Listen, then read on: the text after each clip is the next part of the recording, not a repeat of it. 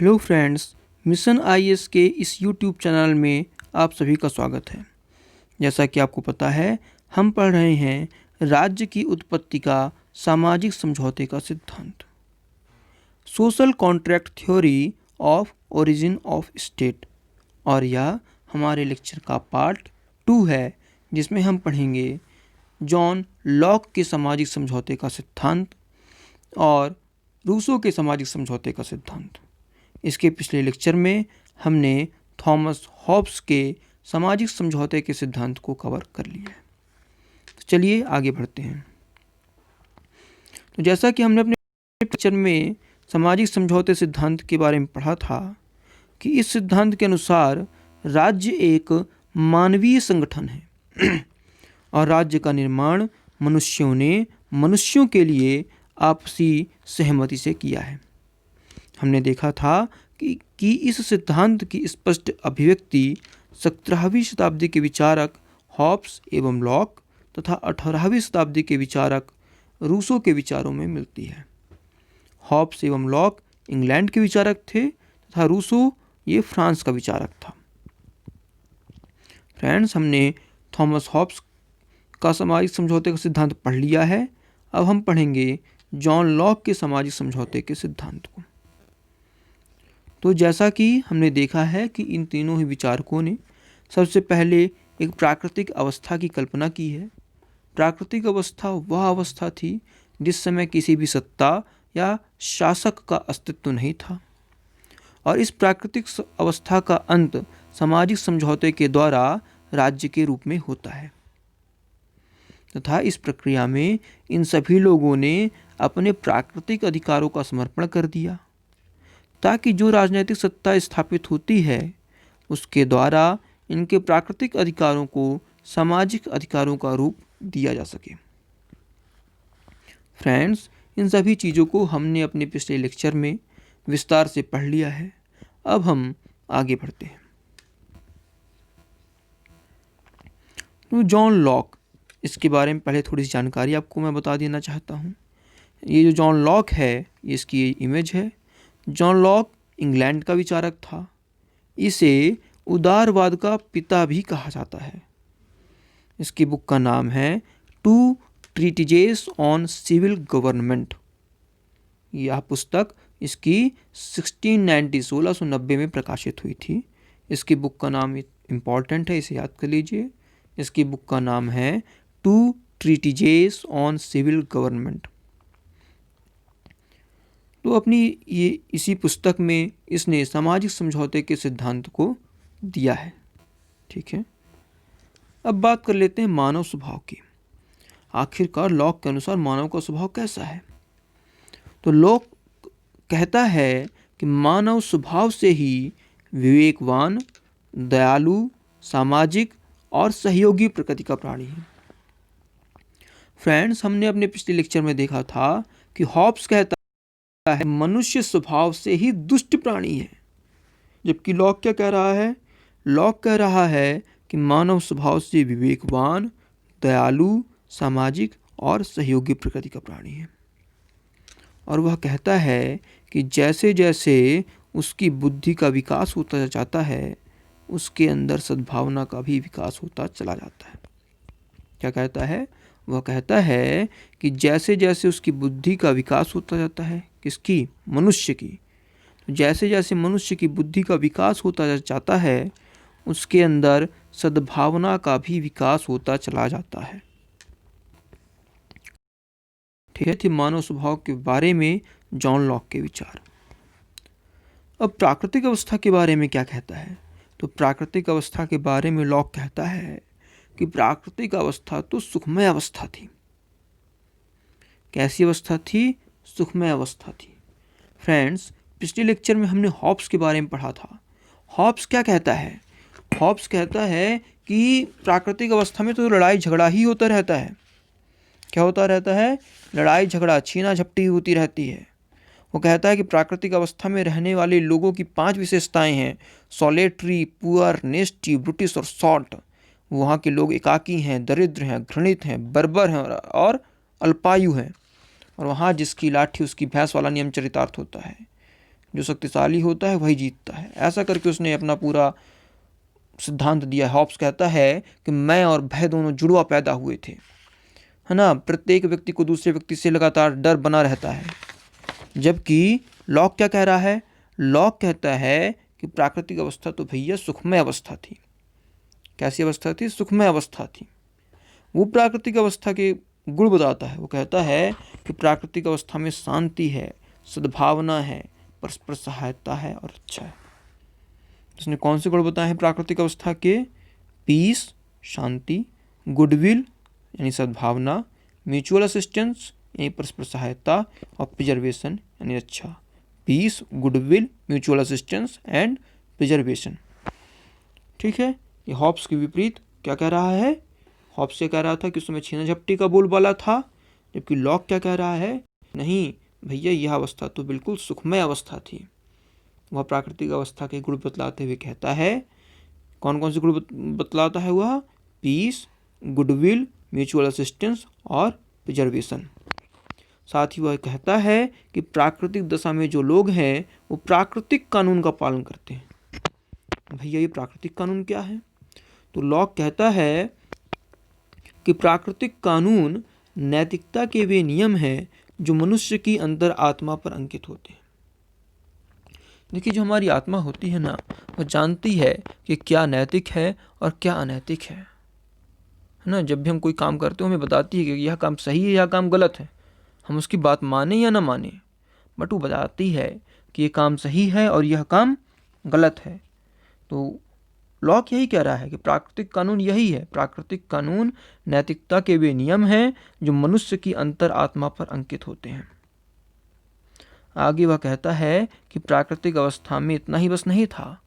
प्राकृतिक अवस्था में लोगों को प्राकृतिक अधिकार भी प्राप्त थे तथा प्रत्येक व्यक्ति अन्य व्यक्तियों के अधिकारों का आदर भी करता था। वो कहता है कि कौन कौन से प्राकृतिक अधिकार भैया प्राप्त थे? तो लॉक कहता है कि प्राकृतिक अवस्था में लोगों को जीवन का अधिकार, स्वतंत्रता का अधिकार और संपत्ति का अधिकार प्राप्त था। तो हमने देखा कि लॉक प्राकृतिक अवस्था के बारे में कहता है कि यह अवस्था सुखमय अवस्था थी। उसने प्राकृतिक अवस्था के गुण बतलाए हैं: peace, goodwill, mutual assistance and preservation. साथ ही वह कहता है कि इस समय लोग प्राकृतिक कानून का पालन करते थे और इस समय लोगों को उनके अधिकार भी प्राप्त थे। उन्हें जीवन जीने का अधिकार, स्वतंत्रता का अधिकार और संपत्ति का अधिकार प्राप्त था। तो भैया बात ये उठती है कि जब यह अवस्था इतनी ही सुखमय थी, किसी को कोई दिक्कत ही नहीं थी, उस समय पीस, गुडविल, म्यूचुअल असिस्टेंस और प्रिजर्वेशन जैसे गुण विद्यमान थे, तो फिर राज्य की स्थापना की आवश्यकता ही क्यों है? प्रश्न उठता है कि नहीं उठता है? भैया, जब सब कुछ अच्छा ही अच्छा है तो राज्य की स्थापना क्यों? राज्य किस लिए उपयोगी है? तो लॉक कहता है। अब लॉक इसका जवाब देता है। हम पढ़ते हैं सामाजिक समझौता और राज्य की उत्पत्ति। तो अब देखते हैं कि ये राज्य की उत्पत्ति क्यों होती है। तो लॉक के अनुसार प्राकृतिक अवस्था में समस्या तब पैदा होती है जब कुछ स्वार्थी मनुष्य नैतिकता के नियमों की अवहेलना करके दूसरों के अधिकारों का हनन करने लगते हैं। देखिए, समाज कितना भी अच्छा हो, कुछ उद्दंड प्रवृत्ति के लोग तो हर जगह मौजूद रहते हैं। तो लॉक कहता है कि समस्या तभी पैदा होती है जब कुछ स्वार्थी मनुष्य नैतिकता के नियमों की अवहेलना करते हैं और दूसरों के अधिकारों का हनन करने का प्रयास करते हैं। और वह कहता है कि जब तक कोई विधिवत सत्ता न स्थापित कर दी जाए तो ऐसे अपराधियों से निपटना मुश्किल है। किसकी स्थापना न कर दी जाए? विधिवत सत्ता की। यहाँ पर विधिवत सत्ता की स्थापना की आवश्यकता इसलिए है क्योंकि यदि मनुष्य स्वयं ही अपने निर्णयों पर, अपने मामलों पर निर्णय देने वाले न्यायाधीश बन जाएंगे तो फिर निर्णय कैसे हो पाएगा? मान लीजिए मेरा और आपका झगड़ा हुआ, या दो व्यक्तियों का झगड़ा हुआ, या किसी का भी झगड़ा हुआ। अब जो व्यक्ति झगड़ा कर रहा है वही न्यायाधीश बन जाए तो हमें अपने पक्ष में ही न्याय देगा, है ना। तो फिर ऐसे में निर्णय कैसे हो पाएगा?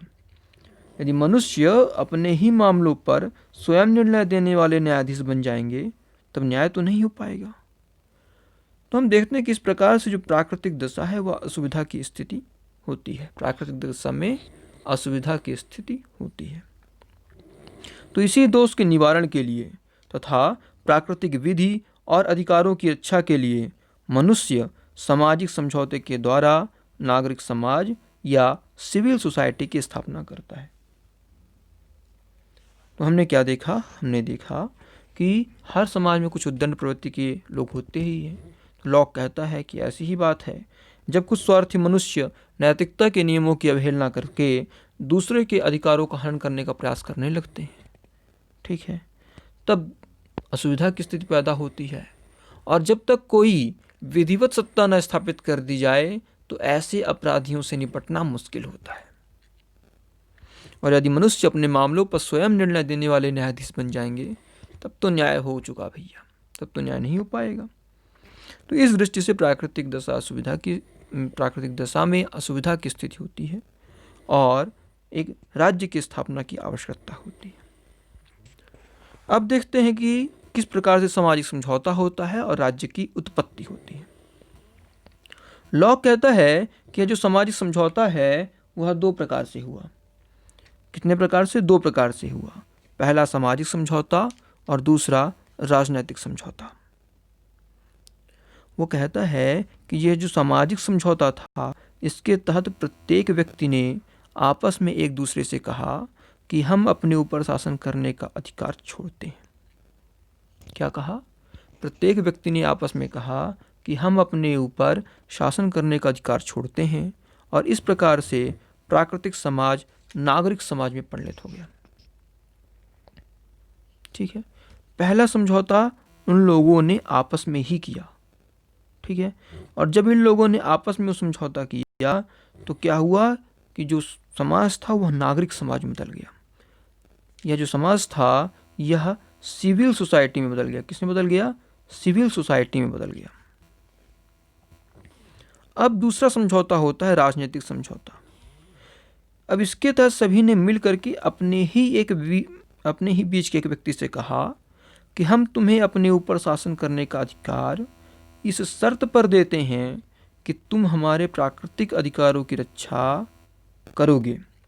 और इस प्रकार से एक शासक अस्तित्व में आ जाता है और राज्य का निर्माण हो जाता है। और इस प्रकार से राज्य का निर्माण होता है और राज्य अस्तित्व में आ जाता है, एक शासक अस्तित्व में आ जाता है। यहाँ पर थोड़ा सा समझना है अपन को। हम देखते हैं कि जब हॉब्स ने अपना सामाजिक समझौते का सिद्धांत दिया था तब लोगों ने अपने अधिकारों को बेशर्त ही सौंप दिया था। उनका शासक से किसी भी प्रकार का कोई अनुबंध नहीं था, कोई शर्त नहीं थी। इसलिए एक बार जब राज्य की स्थापना हो जाती है तो मनुष्य विरोध करने के लिए स्वतंत्र नहीं रह जाता।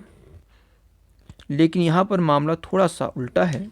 यहाँ पर लोग शर्त के साथ अपने अधिकारों को छोड़ते हैं और शर्त क्या रखते हैं कि तुम हमारे अधिकारों की रक्षा करोगे, तुम हमारे अधिकारों की रक्षा करोगे, और यदि नहीं करोगे तब तो फिर हम विरोध करेंगे और तुम्हें गद्दी से हटा देंगे।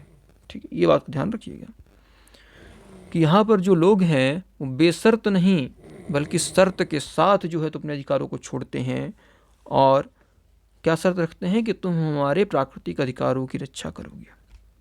इस प्रकार से हमने देखा कि यहाँ पर समझौता दो प्रकार से होता है। पहला सामाजिक समझौता, पहला समझौता था सामाजिक समझौता। सामाजिक समझौते के द्वारा लोगों ने जब आपस में समझौता किया तो एक नागरिक समाज की स्थापना हो जाती है।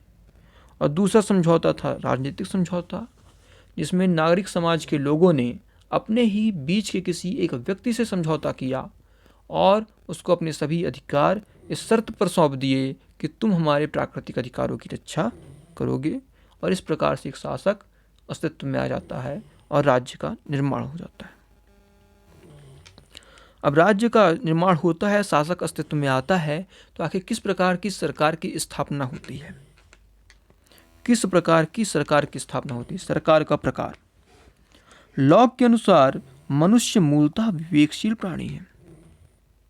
हमने पढ़ा है, स्टार्टिंग में ही हमने इस बात को पढ़ा है कि लॉक क्या कहता है लॉक कहता है कि मनुष्य स्वभाव से ही विवेकवान, दयालु, सामाजिक और सहयोगी प्रकृति का प्राणी है। यही बात है। लॉक क्या कहता है कि मनुष्य मूलतः क्या है, विवेकशील प्राणी है, और सरकार बन जाने पर भी वह विवेक सरकार के पास नहीं चला जाता, मनुष्य के पास ही रहता है। अपना विवेक, जब सरकार बन जाती है तो मनुष्य अपने अधिकारों को समर्पित करता, अपना विवेक थोड़ी समर्पित कर देता है। विवेक तो मनुष्य के पास ही रहता है ना। अतः मनुष्य को सरकार पर नियंत्रण और निगरानी रखने का पूरा पूरा अधिकार है।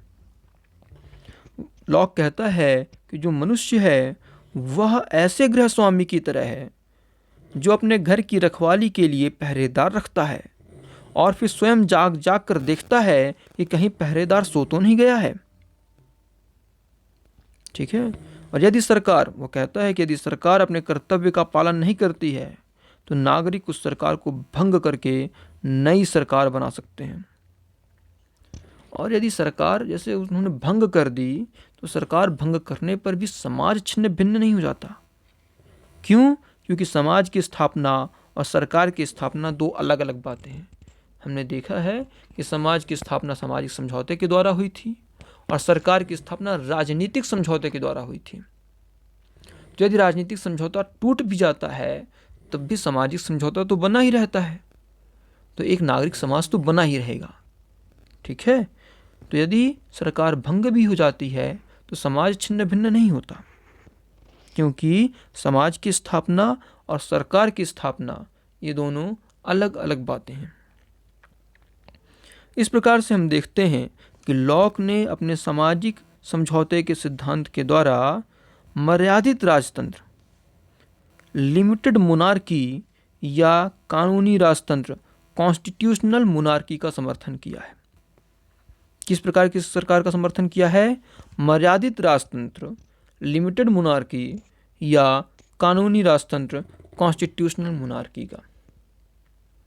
तो फ्रेंड्स, आज हमने जॉन लॉक के सामाजिक समझौते के सिद्धांत को समझा, पढ़ा और जाना। पिछले लेक्चर में हमने थॉमस हॉब्स के सामाजिक समझौते के सिद्धांत को पढ़ लिया है।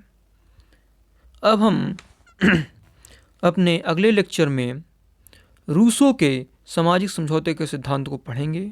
साथ ही हम सामाजिक समझौते के सिद्धांत की जो आलोचना के जो बिंदु हैं उनको भी हम अपने अगले लेक्चर में कवर करेंगे। तो इन लेक्चर्स के साथ बने रहिए ना, इन्हें देखिए, लाइक कीजिए, सब्सक्राइब कीजिए, शेयर कीजिए और हमारे साथ बने रहिए। धन्यवाद। Thanks for watching.